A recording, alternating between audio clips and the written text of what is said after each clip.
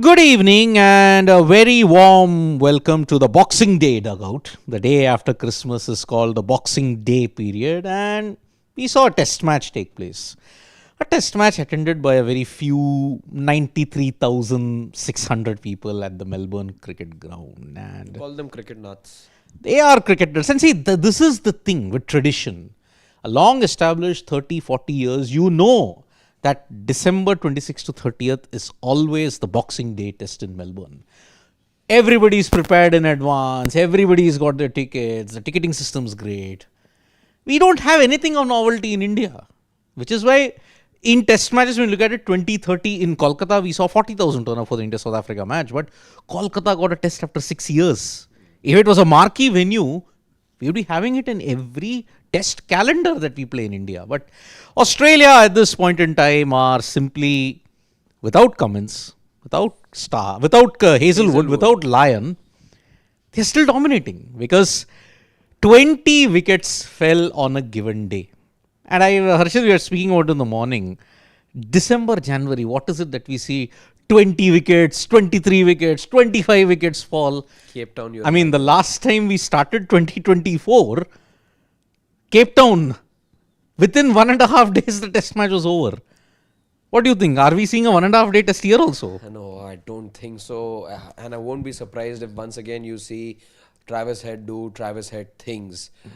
It's happened in the past. I would say it's happened twice in this series so far. And I won't rule out a third possibility as well, even though now the onus is on the home team again to set the narrative.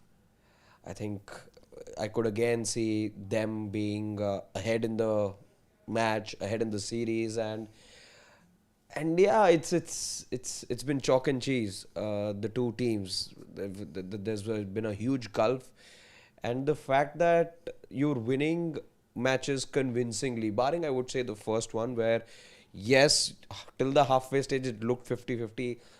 In fact, if you look at where things stand in this match as well, it's evenly sort of poised if you're able to, take 10 wickets in on the same day, just as the opposition does.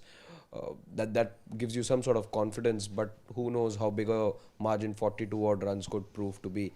It is huge. Siddharth, I don't know that yet. I'll tell you why. Because it's not that kind of a pitch to me. It's not Cape Town. As I was saying this morning as well, it's not Cape Town. Uh, yes, there were some good balls I saw today, but then I also saw dismissals which could have been avoided. You know, Alex Carey. Carey is one, Duckett is another one, perhaps Stokes as well, knowing that the slip cordon was behind. Cars. Don't know if you have to go for that shot. Harry broke cars. Again, there are so many of these dismissals we can talk about in great detail. So it's not giving me the vibe to answer your question. It's not giving me the sort of sense that, yeah, Cape Town was up and down. Cape Town was borderline unplayable. Is this borderline unplayable? I don't think so. Good batsmanship should be able to negate whatever conditions offer to the bowlers at the moment. There is assistance. Let's make no bones about that. There is assistance for the bowlers, but it's not a 2-day test match wicket for sure. Yeah, but tell that to the England fans because they seem to believe they are up 3-0. Look at it, the way how they are going after Steve Smith, the booing that happened, and the constant theme that the English have been parroting for the last 6 years. We saw you cry on the telly. That has been going around ever since Edgbaston 2019. And today also, it continued. That Steve I mean, Smith managed to score a century in both innings. that was legendary stuff from Steve Smith. But then, tell me one thing, are England up 3-0? And are we playing the series in England? Why do you say so? Because the fans were chirpy? Yeah. But that I feel that's nothing to do with how the team may be doing. With England fans and especially with the Barmy Army, I know the video that you're talking about, Siddharth. In fact, But they've had to take it down. You rightly say that everyone has been witness to this since 2019. Every time that the two teams have gone head to head with each other, you've seen these visuals play out. You know about it. So there's nothing surprising about me because it's exactly the kind of behavior I expect from the England fans as well. And I'm not passing a judgment on them whether this is right or wrong. because in football I've seen much worse happen, and you're not forgiven for a wrong that you may have done. There is no forgiveness on the football pitch. You expect some sort of compassion from cricket fans at times. You tell this to football fans and you won't be able to make a point at all. There's plenty of these examples, and there are bitter rivalries on the football field than on the cricket field for a reason, I would say. So no passing of a judgment whether this is because I've been looking at comments on social media. Many people out there feel this is disgraceful, this is crossing the line, it's done, it's, you know, he's paid a price for it, he couldn't captain, he had to stay out, or whatever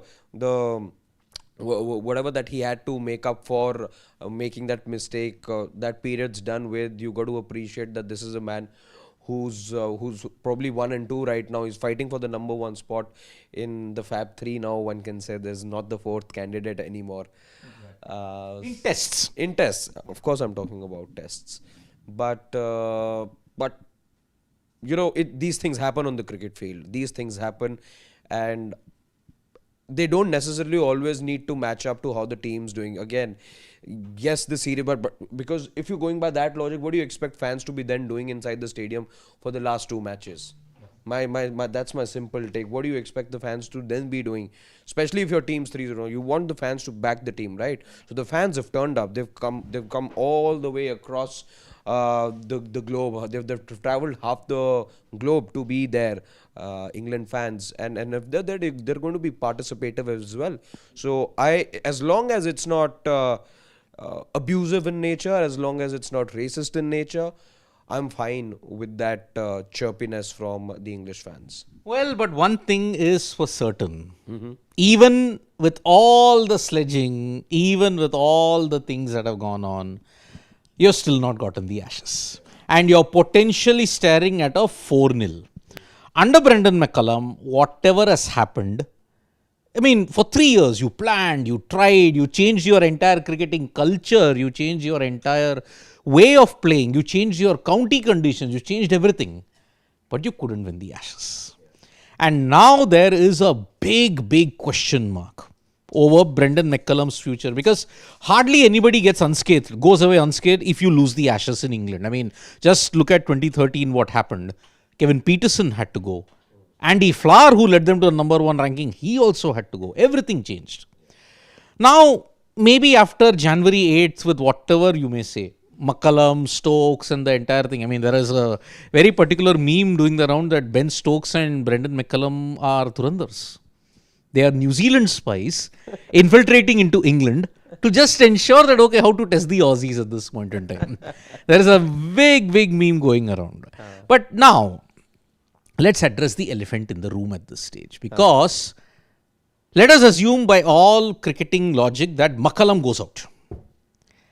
Interestingly, there is a news report stating that England, if you want a new head coach for England, why don't you try Ravi Shastri?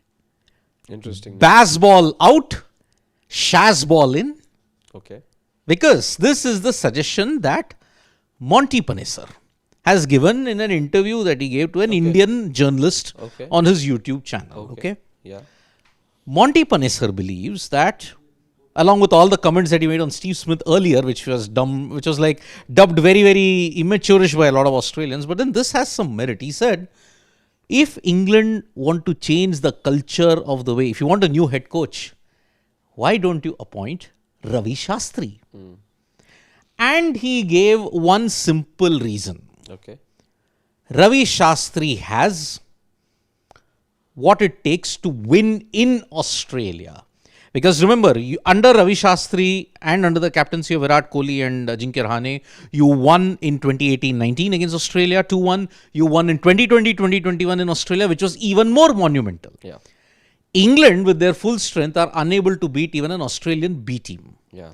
That Indian C team Yeah. managed to beat a mighty Australian side by ending Gaba's unbroken streak for 31 years, stood gaya Gaba ka ghamand and all those kind of things. And Ravi Shastri did what no Asian nation has done it. So the dugout topic that we are all exploring at this point, because of this report that has come in, weighing what has happened with Bazball and everything, is Shazball now going to come to England in 2026. Firstly, do you envisage Ravi Shastri as the coach of the England cricket team? Sir, I'll be honest, if there's one person out there from Indian stalwarts or retired Indian cricketers now who are up for coaching, because that's always the key. But assuming that Ravi Shastri is one of those names, alongside, let's say, a Jadeja, who we've seen coach in white ball cricket, though Afghanistan he's been associated with. So many other gentlemen as well have been around. Not too many actually. But when I look at those who may be eligible for this and for the English side, I think Ravi Shastri definitely is a name that comes right atop for the personality that he is, for what he can bring to the table. I'm not too sure if he may be the right fit for England. What are you saying? He's the perfect fit. Why I'll tell you. England booked a trip to Noosa 1 year in advance. Ravi Shastri can also do that. No. But he'll also book the Waka in 1 year advance. Why I say that is because, again, let's get to it in just a bit as we dwell more on this subject. And I'll try to gather my thoughts as well where I am on Shastri as the England coach from a tactical point of view, cricketing point of view. But in terms of just the setting of it, the vibes of it, and who sort of feels like a natural fit per se, I think Shastri is somebody I can imagine taking care of of English cricket.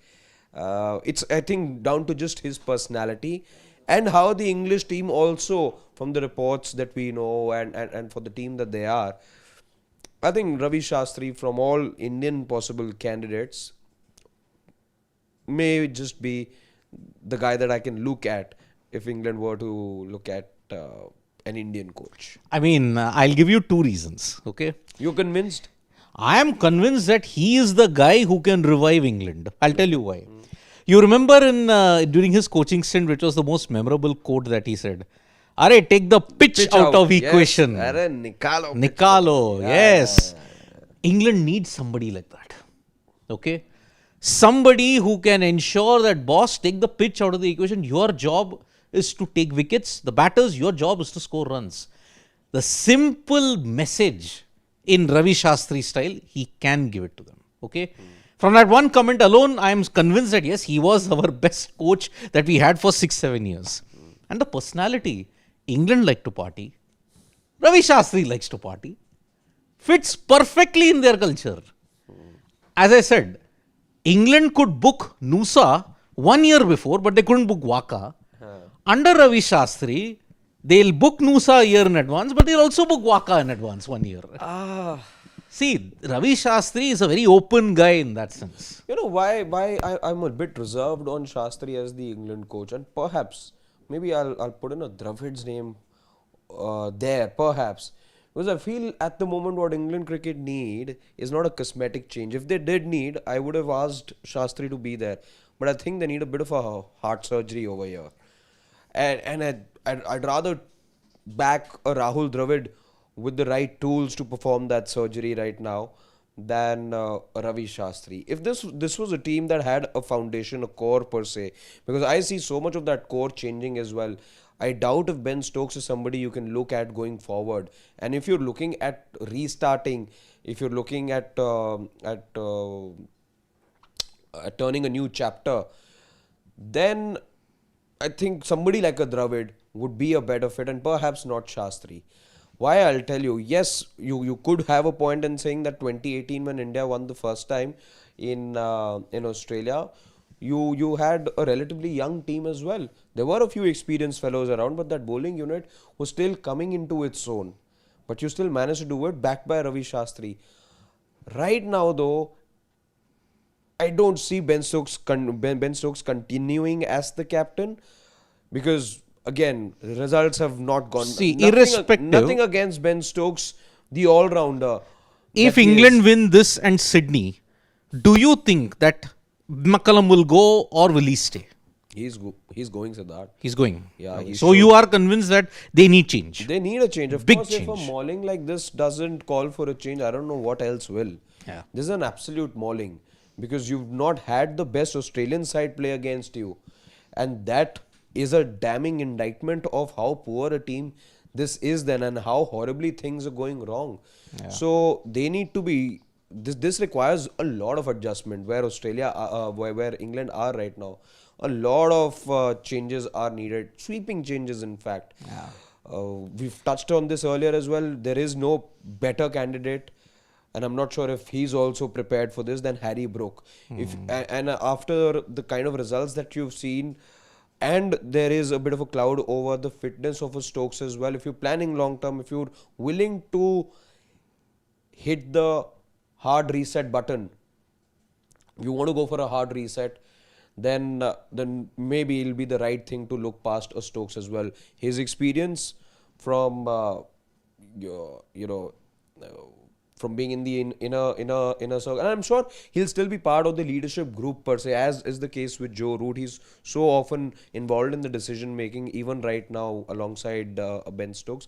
I think you do definitely want a character, a strong mental character, who has that fortitude as well, like Ben Stokes, definitely to be there. But perhaps because you want a reset and the results, because the player could be doing well individually, it's a team sport at the end of it. And if the team's not performing well, then you need to change. I mean, when you look at it, okay, the benefits of Bazball and the lack of benefits and the advantages of Shazball, okay, I'll tell you. Bazball calls for attacking cricket, but it can also be brainless cricket. And England have had to pay the price for brainless cricket against two very strong opponents, India and Australia. They haven't won against them at all in this tenure. In fact, they haven't won against India now for close to 7 years. You haven't won against Australia for 10 years now and counting. It'll be 12 years. So brainless cricket, but the problem what Bazball has done is give you massive long-term damage. I'll tell you why. England, do I associate it with swing, seam, Duke's hard ball, which will ensure that batters have to really struggle for runs? No. It's all become short fronts. Because you changed it for that particular culture that you have. And that is where, if I want to remember Brendan McCullum, if I'm an England fan, I'm incensed at this point in time. Brendan McCullum has destroyed my cricket under his so-called philosophy of cricket.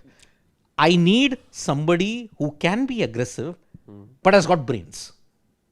And for me, Shazball satisfies a lot of that. Because look at it. What happened with Shazball and the one thing, Siddharth, that comes to my mind first up, again, it has to be both the coach and the captain involved in this. I didn't like one thing about that Shastri Kohli era, which was the fact that there were too many frequent changes in horses for courses. Yes, exactly, too many changes. I just don't remember the number, but at some point I remember reading this, that for a significant number of matches, there wasn't the same playing 11 that India had gone in with. I think for 37 matches or something, you didn't play the same 11. Yeah. Exactly. And what this England team right now, I think, is a lot of confidence, and they need a robust 11. You need to give confidence to the players. At that time, Indian cricket was in a space where you could have afforded to go ahead and name changing 11s. Right, you could, maybe there was room for it because Virat Kohli was peaking, so many other players were peaking at that time. Indian cricket was doing so well, especially Test cricket. This team needs rebuilding, and it's never a good sign in the dressing room when you don't know what your playing 11 is going to be, or when that feeling sets in, knowing that there will never be a fixed playing 11. That is one of the criticisms I have for that Shastri Kohli era. Right now, I think England needs stability. And I'm not too sure if that philosophy will fit in over here. Yeah, but look at, there's a very interesting situation, dichotomy that is there between England and India, okay? When Shastri took over, India also had suffered some setbacks. Sena countries were getting mauled consistently. Even at home in 2012, you did lose a series. But then you bounced back with a win against Australia, 4-0. And then you continued to win 3-0 occasionally against the Sena countries at home. Yeah. But then from 2016-17 onwards, until 2021-2022, look at the changes that his management got in. You hardly lost tests at home. England first have to address that. Teams are winning consistently at home against them. That is one. Second, he ensured, he and Virat were on the same page. I need fast bowlers, boss. I need fast bowlers to take 20 wickets, and I will build my culture around that. And look at it. You had an Ashwin Jadeja also lurking in the shadows. But it was Siraj, Umesh, Bumrah, Ishant. At one time, the quartet, they were as menacing as you would like it. And you're winning overseas as well. The 2 test series wins in Australia. You did win 1 against England, but you lost there. But you won 2 in 2021 as well. Okay. England are in a very similar situation. They are winning against other nations, but they're not able to do it against the top 2 nations in the planet currently. Conditions, questions over them. My batting has gone. Where do I give direction? Where do I give focus? This is where a Ravi Shastri style management helps. What will happen is England will ensure that, okay, fine, I think we made a mistake for those 3 years. Let's course correct. I know they're stubborn. England, that's the way we like it. That's how it's always been. That is their culture at this point in time. But imagine an Indian coach who's had success tremendously when he's worked with India. If he does it to England, then whatever were the horrors of Bazball, pre-Bazball, post-Bazball will all be undone by it. It is commonsensical that Ravi Shastri is actually the right man for the job. Look at Australia. There are stories, how did he manage the guys to ensure that you won in Brisbane and you won the series? There used to be conversations, people used to say that, okay, I know your strength. I know this has to be done. Go out, you have my backing. They won it. England needs something similar. See, there's one thing that I agree with you, Siddharth, the motivator, and it's a very important quality to have. Ravi Shastri, we all remember that story of how he got the best out of Mohammad Shami when he saw him have biryani. Oh, yes. And he told him what he did. And you saw Shami then absolutely wreak havoc after that break that was there. So we've heard many stories about Ravi Shastri being a good motivator. That is strength number 1. Exactly. I admire that quality. But I think at the moment where England cricket is right now, motivation probably comes second. Of course, every team needs motivation, but prime thing that's needed for England right now is to sort out their cricketing philosophy. And that's why I feel perhaps somebody like a Dravid who had a long-term plan when you won the 2024 World Cup, it required you to plan a certain way. For 2 full years, you were on board with a Rohit Sharma. Yes, there was a change in coaching in the middle over there, but you were on board with Rohit Sharma when he says that there wasn't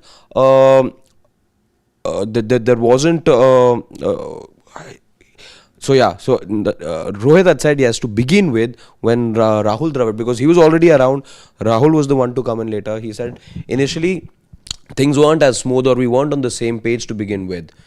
But then I realized that, we don't always have to agree. We need to find a common path. And Rahul Bhai was supportive. Rahul also, I think, has said that, that phase professionally, they had a very strong relationship, and he realized that at the end of the day, it's the captain. The coach's job is to be the support guy.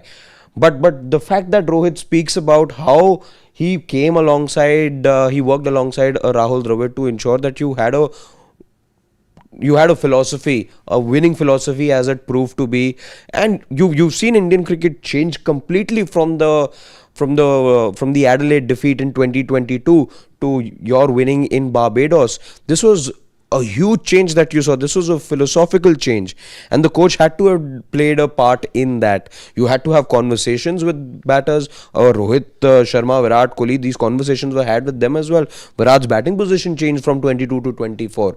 So we've got proof of there being. I was speaking of an open heart surgery that the Indian cricket also in the shortest format needed that, and the surgery was very well performed, I feel, by Rahul Dravid. But Dravid won't come in because he won't. Again, we don't know about Brendan. We firstly don't know about McCullum going out right now, and we don't know if Shastri is just out there at the moment. I'm just saying because it requires that big a job. It's a project of sorts. I rather have yeah.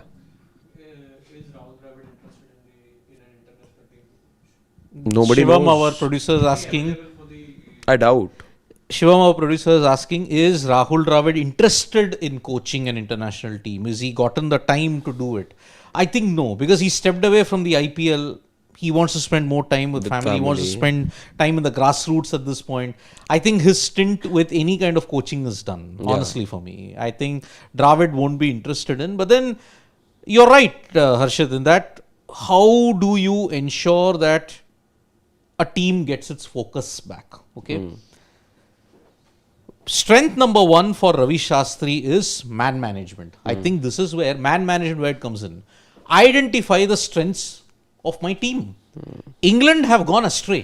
They don't know what their strengths are. Either is it they're batting or they're bowling. What is my strength? Strength number one, if you're a good man manager, Ravi Shastri is like that. He will ensure that the team knows the strength. Number one. Number two, clear cut philosophy. I need this to win. I will have my way or it's the highway. That kind of discipline. That you will require some of that from the captain as well, I feel. Which I think Harry Brook could be, or a Ben Stokes could be. Stokes is adaptable. He can be aggressive, he can also be defensive. Okay, he showed it in this Ashes also. Ashes in England also, he's shown it. Okay, but two strengths I have pointed out, and third, he lives by the philosophy: work hard, party harder. England will love that. England love that. England will love that. They will, if he promises, "Arey yaar, you do well, I'll take you to 100 Nusas. I'll keep on doing this as long as you keep winning." That is the one thing. So that fits perfectly into England's work culture. Work hard, party harder. Yeah.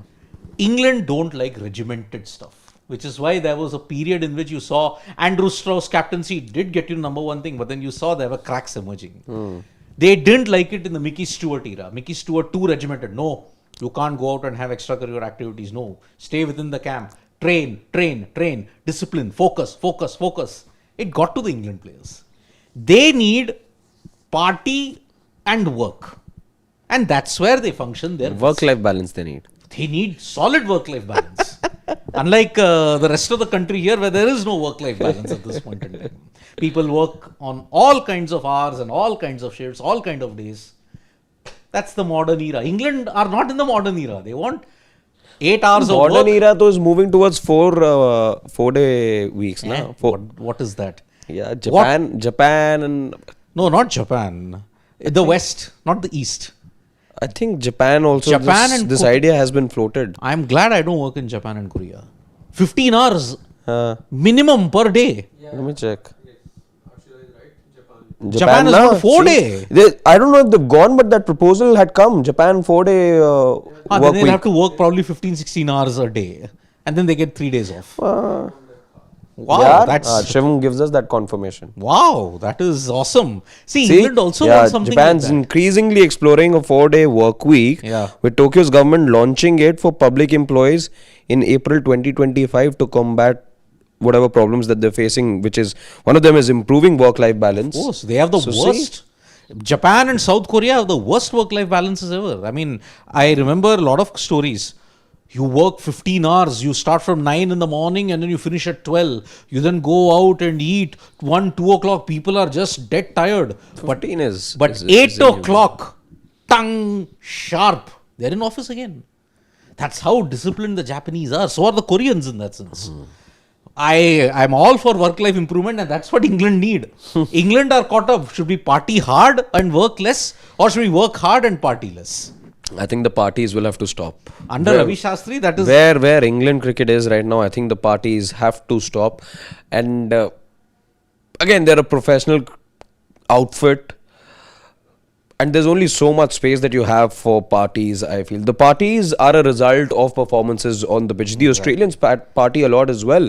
But they have success. They have the success to back it up. Yeah. All these parties look nice only if you have success in the bag. If there's no success, if you open the bag and there's no silverware in there, then all these parties make you look what you don't want to be looking like. But the one weakness, before we come to the questions, the one weakness and the major glaring weakness, horses for courses, that was the dark underbelly in Ravi Shastri's era.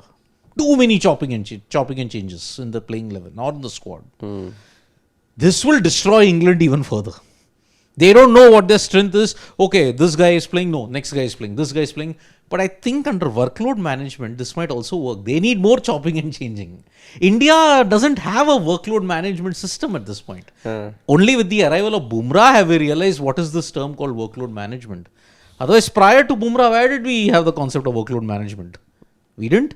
No, but Whoever could bowl, could we've bowl. heard there be workload management for coaches also, for batters also. Exactly. So Under Ravi Shastri, this horses for courses, actually, if I look at it as a weakness, is also a strength. England will know, okay, I've got this many games, I have to prove myself. I'm not playing the next. Australia have mastered that. Cummins knows, I can't play Melbourne, I can't play Sydney for my long-term back injury that I've got. So I'll manage that. So Australia have mastered it because they have a coach. And Andrew McDonald, let me tell you, is not in that particular way. No, he's a hard taskmaster. He's like Ravi Shastri in more ways than one. I'll be silent. Of course, Ravi Shastri is not silent. I'm silent. You work hard, party harder. That's the philosophy. And I think this will help in the England setup. They know their role. They will know that, okay, these are my strengths. Good man manager, good motivator. This is the things England need. So that's why I am all for Ravi Shastri as the coach of the England cricket team. And if that happens, I might like the England cricket team. I don't like the England cricket team, but I might start to like them if Ravi Shastri is appointed to go, because it's a radical decision then. I mean, when was the last time an Indian coached a I foreign was team? exactly going to ask you that. That Never. again, like I said earlier this morning, that we need to do a quick SID GPT search. I think it's never. Yeah, I've also been thinking, especially red ball. Yeah. Who, I mean, in the West Indies, no. England, never. I mean, England having even overseas foreign players also, it took a lot of time for them to get. But of course, they had the South Africans, they had the West Indians, they had the Zimbabweans all playing for them even before. So Yeah. then none from South Africa. South Africa, Indian origin, well, you did have some Indian origin guys, but I don't think they were the coaches in that sense. Pakistan, no way. Bangladesh, no way. Sri Lanka, no way. Australia, no. New Zealand, no. No. First time, I think this would be the first time ever that you would have an Indian as a coach of a foreign team. I can't recollect which was the one Indian who coached A red ball. a red ball side for a long period of time. I can't recall either. Yeah, same. So that's why, that'll be interesting. In 2026, already we have seen the year of firsts happen. Who knows in 2026? Because now, after January 8, you don't play red ball So you're saying 26 could also be a year of firsts? Yes, it could be a year of firsts. I mean, see, you're potentially looking at another year of firsts. Why?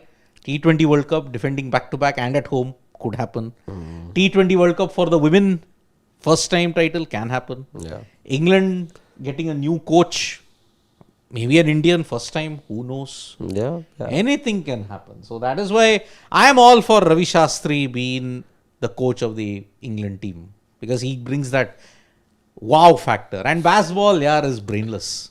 Bazball is more meticulous in more ways than one. So Okay, so Siddharth and I don't fully agree with each other. Let's get into Let's the get thoughts some- of our family members. yeah, let's get some comments, please, at this point. Okay. So Another century for Virat, is it? no, Virat Player of the match. Player of the match in the Rinku. VIJAY HAZARE. Yeah, Rinku, what a knock today. 56 for 100. And Delhi managed to win with 7 runs against Gujarat. Yeah, nail It was a biter. nail biter. Mumbai also managed to win against Uttarakhand in the VIJAY HAZARE. So overall, when you look at it, it was not a record-breaking day as the first round. Yeah. The first round was record-breaking left, right and center. Yeah, what decks did you have, Siddharth? 400 runs being scored and whatnot. Yeah, I mean- Multiple centurions in It was terrible. I mean, that's what. I mean, before we come to the comments at this point, I mean, I just want to ask you, Virat and Rohit most likely have played their last Yeah. matches, most likely. I Yeah, think they were both slated to play 2 each. Rohit, I know, was Virat also slated to play 2? Yeah. Okay. So their games have ended effectively. I don't know whether they'll play on the 29th. Yeah. But do you think their arrival has enhanced the level of domestic cricket? Nothing much changes, Siddharth, for me in 2 matches. There is a lot more work to be done. In fact, the first round had me question the quality of the pitches. Because this is not how other parts of the world are going to be. And yeah, I understand there to be a need for us to give some sort of batting assistance, but let's not forget the bowlers and let's try and have as even a contest as possible. That in the first round was not there. At too many venues, at way too many venues. I was not happy to see such, uh, you know, tons of runs being scored. Having said that, if these two guys have made all the difference and if they've changed the face of domestic cricket, I don't think anything like that's really happened. It's good that they played. It's firstly, it does a lot of good to just spreading calmness in Indian cricket. If there were any doubts amongst the fans or anyone in the decision-making body as well about the fitness and about the caliber of these guys, because there is still about a year and a half to go, and that's a long time, then I think it's put the caliber bit, and how hungry they are. I think that thing has been answered very well. Their form as well, there were questions about that. All of them set aside now. Nothing, all of those thoughts have been dissipated, if you ask me, have been completely dispelled now. This is about now just ensuring that these guys are playing enough cricket. I am all for them to play more and more of domestic, as long as their workload is well taken care of. And it should be. They're available only now for one format. So, but on the ground reality, domestic cricket, anything changes? Not much. Not much to me. Let me be very clear. Their arrival has not changed or enhanced the quality of domestic cricket for one simple reason. One, last year also you are getting scores of 500. People were hitting 5-6 centuries on a trot just for fun. When they came to international cricket, they were found wanting. Yeah. I mean, classic case Karun Nair. Look at the season he had. 700 plus. 700 plus, had an average of close to 500. Yeah. But then look at what happened in international cricket. For 2 seasons in the VIJAY HAZARE trophy, you diluted the standard so much. I mean, 574 in 50 overs. Bihar notching it up against Arunachal Pradesh. Let me tell you, Arunachal Pradesh. Yeah. Yes, agreed that you need to get the Northeast teams also in, but that has ensured, even Ravichandran, Ashwin and all the other former cricketers and commentators have said, please use and think of all these records with a lot of caution. Yeah. Virat Kohli 208 runs in 2 games, Rohit Sharma 155. Today he got out for a first ball duck, Rohit Sharma. But Rohit got his 100 against Sikkim. It's not a top tier team in India. Virat got it against when you look at it, 2 clubs against Gujarat, slightly tricky, and Hyderabad, slightly tricky. Andhra, when you look at it, not Hyderabad, Andhra Pradesh. It's not his fault that he played those games at this point. But again, then this draws into question, was the BCCI too adamant in making them play domestic? I agree. No, I am happy with that. Agreed. I am happy. But look at the quality. So that comes second. I think that comes second. Then they didn't need to prove anything. Because see, Karnataka also chased on 413 against Jharkhand. As you rightly said, what were those pitches? Shirt fronts. 574, 430, I think a total of 2200s were hit, if I'm not mistaken, on the first day. Saqib Ul Ghani hitting a 32 ball 100, Ishan Kishan notching up a 33 ball, Weber 190 of 84. 200 he was about to touch. Yeah, I mean, he hit the fastest 115 list day, going past AB de Villiers. But again, this is the problem. This was against Arunachal. Yeah. And that is where I think when you look at it, I only wish the BCCI had enhanced the standard of domestic cricket. And it should have been done consistently since 2017. And let me be very honest, Virat and Rohit are only playing because the BCCI diktat was there. Yeah. Had the diktat not been there, they wouldn't have been playing. Agreed. But I'm happy with the diktat. Happy, but then 2 games. See, now you're playing on 29th. Then you're playing in January. Of course, January will be too close because you have to play the ODI series against New Zealand. So that's why I'm not a big fan of what has happened, especially with Virat and Rohit. So that's why good, 208 and 155 runs. Still, they have got an average well in excess of 170 respectively. No, individually no problem at all. But does it do anything on the larger scale for Indian cricket, domestic cricket? No. Not unless you don't telecast most of the games. How will also, games not being telecast. That tells you about where the BCCI is also lacking. How it 1 minute 30 seconds of Virat Kohli's highlights you'll see on BCCI domestic. But you'll never see the full match. yeah. Because it was never telecast. And people had to go on trees to get it. That's happened multiple times now in this year, where you were questioning as to why is it that people are not able to see matches, domestic matches. Come on. BCCI has enough funds. And remember, there was an explanation given at that time as well, that when the document was being signed, when the contractual agreement happened, this match was not accounted for, and whatever was being In said. the BCCI budget, 500 crores is set aside for infrastructure developments. Yeah. Where is that 500 crores? You're not willing to spend 15-20 lakhs or even close to 1/5 of that to ensure that you have good broadcasting in all the venues. Mobile camera, 2, 3, 4 camera mobile setup. What stops you? Nothing. So that is why it's very disappointing how the Vijay HAZARE trophy is like gone on. Yes, records, plenty of content for us. Yeah. But overall for Indian cricket, it's not been there. So let's take some comments now. We just digressed a bit from the thing, but then... Yeah. Okay, Kevin Peterson is like saying, okay, India always gets hammered when wickets fall like crazy on day one of a test match. So I hope that Australia gets the same scrutiny.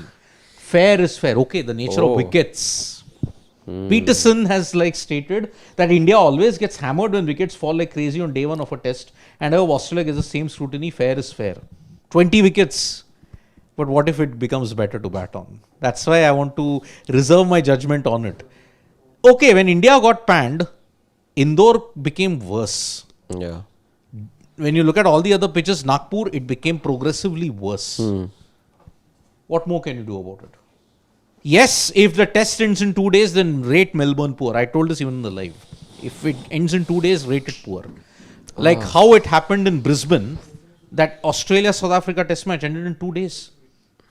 I'm surprised it got an average rating. I hope you see something better. I hope you see this match go into the third day. Yeah, I hope Just so. better batting, I think we need. You need better batting, yes. I hope it happens. If it's 2 days, I am also with KP. Gobos rated poor if that happens. Bhargav 7028 is like saying, wanted a 2016 version of VK. We got a better one. But take it with a pinch of salt. He's been doing exceedingly well, Bhargav. I agree with you. I'm also loving any amount of runs, no matter where it comes. Runs are runs at the end of the day. The pitches might be flat and all, but not every batter is getting 100, right? Correct. If only 1 in 3 is scoring 100. And if his name is Virat Kohli, I'm happy because it just prepares him well for 2027. And he's looking. He won the Man of the Series award. Lest we forget. Exactly. Yeah, in 2016, UKR 75 average in tests, close to 90 average in ODIs, and over 100 average with strike rate of 150 and 973 runs in IPL. There will never be another year as bigger as Virat Kohli's in 2016. Ever. I don't think it will happen. Sarthak Arya saying, why VHT should be telecast at least on OTT. Delhi versus Gujarat was such a thriller to read. Virat and Pant played crucial knocks on a tricky surface. Gujarat almost snatched the victory, but RP's bowler rotation was on point. Again, we will never know. Because the match was never And RP's, finally he got something right. Because in the South Africa series and the COE warm-up game, he was all over the place as a captain. I'm sorry. That Barsapara match showed that Pant as a captain. Work in progress In a more, and that's why Delhi Capitals, when he led you, he was there but not there entirely. There I felt Siddharth things are much more in control, I think, for him. It was much more in control. See, here he's only part of one team now. Correct. He's out of the other two. So and being chirpy and all behind the camera is one thing. But again, we've seen players struggle to handle both captaincy. In his case, it's captaincy, wicket keeping and batting. Correct. So that is it. More comments, please. Priyanshu is like saying, okay, 1 minute, I saw. Okay, Anshu Mishra, Sarath England के match में धर्मसेना ही नहीं होना चाहिए. Why? I don't know. GM Kapil Dev Pratap Singh Chauhan is like saying, one thing every test coach should learn from Shastri is focus on bowlers to win. Yes. Bazball ignored bowlers. By the way, Delhi team, whenever Virat's batting 2 out of 2 wins, today was tricky pitch. That's the biggest strength. Shastri focusing on bowlers. In this era, I've got an Atkinson, Carr, Stung, Stokes, Archer. Hardly anybody will set my stage on fire. Hardly. But Siddharth, I think the approach and where Bazball is, the focus was always more on batting. Yes. And now with Shastri, you'll get to focus on bowling and hopefully you get conditions. You destroyed conditions in 2022. Yeah. I can't now matches in England seem to be a drab for me.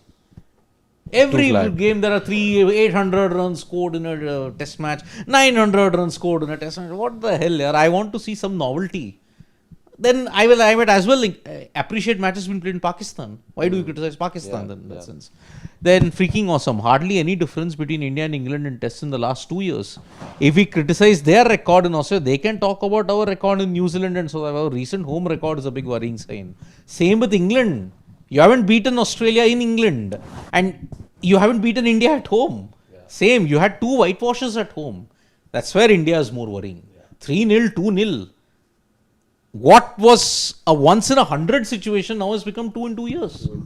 So, last couple of comments. GM couple, they were saying, bring Strauss as coach. Ooh. Only captain to win away Ashes in this century and change domestic structure. Remove Rob Keefer said, you said New Zealand's second tier test team in recent video, which I strongly disagree. Boss, I don't say it.